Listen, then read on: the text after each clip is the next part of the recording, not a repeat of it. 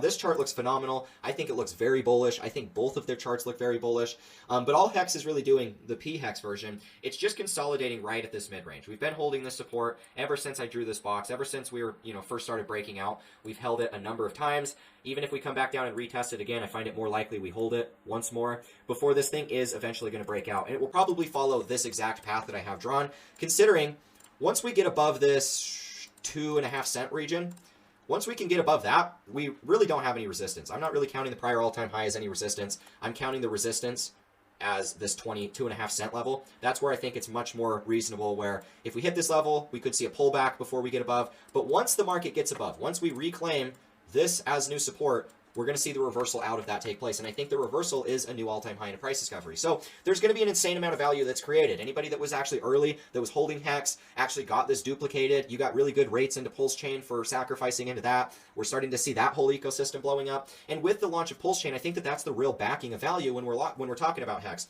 Because if Hex was able to hit $88 billion in total market cap inside of that last cycle without ever being listed on CoinGecko, without ever being listed on CoinMarketCap, without ever being listed on any centralized exchanges, it hit top 3. It was literally right behind Bitcoin, and it was right behind Ethereum in market cap at the top of that last cycle. So if something like Hex can hit that with only being community driven and, only being decentralized, I think that the value of Pulse Chain speaks for itself. When we see Pulse Chain